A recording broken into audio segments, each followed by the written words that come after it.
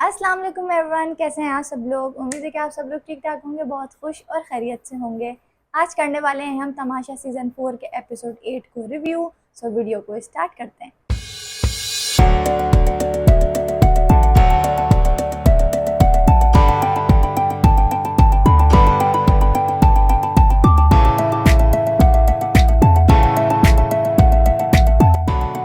आज था elimination day. कायद जो हैं वो एलिमिनेट हो गए हैं, दानिया जो हैं वो घर की नई वज़ीर बन गई हैं। तो सब चीज़ें हम इसी के अंदर आगे डिस्कस करेंगे। सबसे पहले जो एपिसोड स्टार्ट हुआ उसके अंदर हमने कॉन्वर्जेशन देखी अहमद की, सारा नीलम की और आई थिंक उवैस थे। And they were talking about Kashif Khan के वो स्टार्ट के अंदर काफ़ी अच्छे थे और सही से चल रहे थे, लेकिन जैसे ही लोगों ने उनको लाइक उस दिन वोट आउट किया, जैसे कि गेम से निकाल दिया कि ये गेम नहीं खेलेंगे, उसके बाद से उनका जो असली रूप है वो आना शुरू हो गया है। सो मुस्लिम थे, आई थिंक वो वैसे ही थे, मुस्लिम थे। तो ये लोग बातें इस तरीके से कर रहे थे कि चाहे वो हमसे बड़े हैं, हमें उनकी रिस्पेक्ट करनी है, लेकिन यहाँ पर हम जो एक गेम के अंदर आए हुए हैं, यहाँ सब बराबर हैं।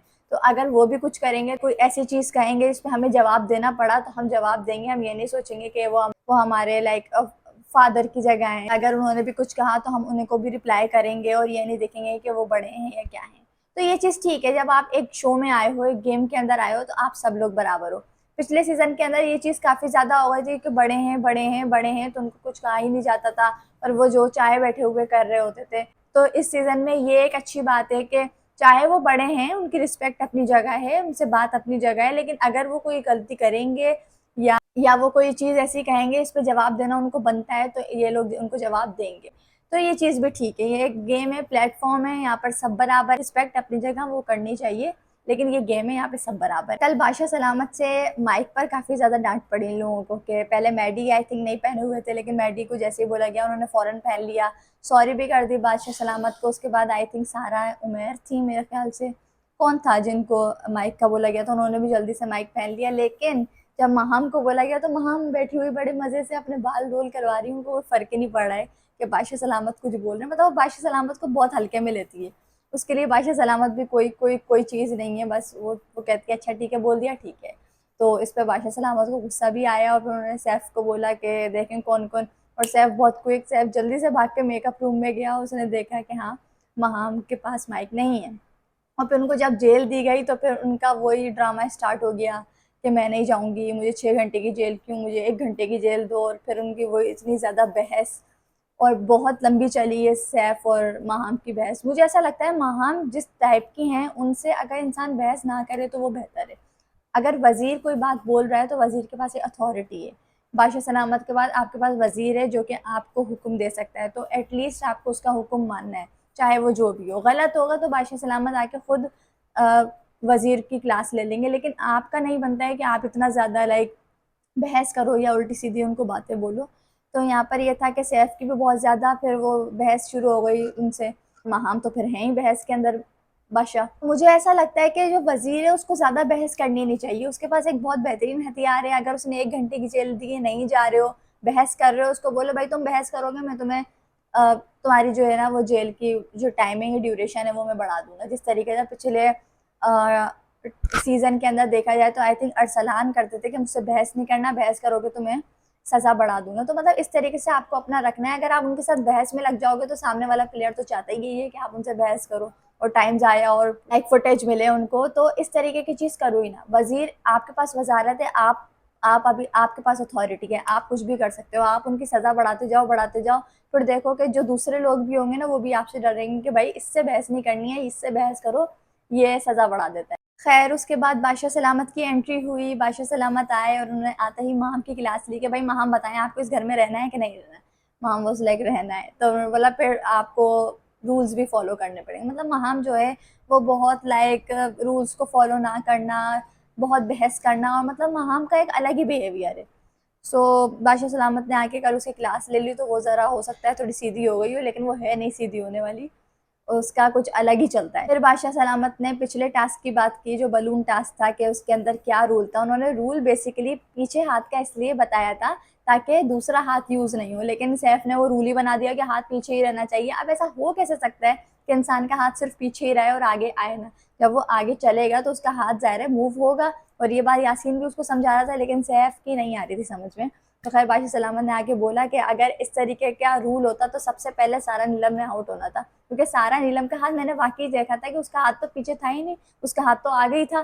तो वो थी सैफ की दोस्त, तो सैफ ने थोड़ा सा यहाँ पे फेवरेटिज्म दिखा दिया और उनको कुछ, और बाकी घर वाले भी उसको नहीं देख रहे, मतलब सब लोग इतना ज़्यादा प्रेशर में थे अपने अपने गेम के अंदर, इतना ज़्यादा बिजी हुए हुए थे कि उन्होंने, किसी ने भी सारा नीलम के हाथ को देखा ही नहीं कि उसका हाथ तो पीछे है ही नहीं, उसका हाथ तो आगे ही था।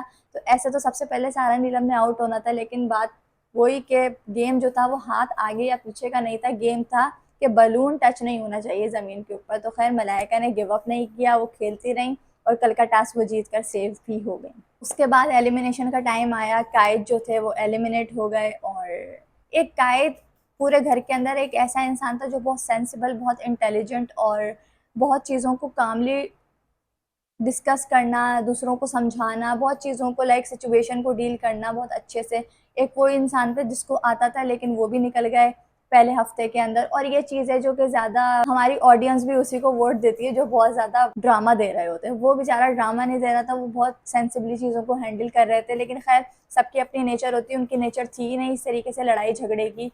तो खैर वो एलिमिनेट हो गए, उनको सबसे कम वोट्स है। तो सारे घर वाले रो रहे थे, लेकिन मुझे समझ में नहीं आया पहले हफ्ते के अंदर आपकी इतनी अच्छी बॉन्डिंग वो कब गई कि आप इतना फूट फूट कर रो रहे हैं। लेकिन खैर मुझे ऐसा लग रहा है ये ना एक वो बन चुका है, रिचुअल बन चुका है कि भाई जो भी जाएगा रोएंगे। आपका कंपटीशन कम हो रहा है लेकिन फिर भी आप रो रहे हैं, और इतना फूट फूट के रोना तो कुछ लोगों की तो मुझे ओवर एक्टिंग टाइप लग रही थी।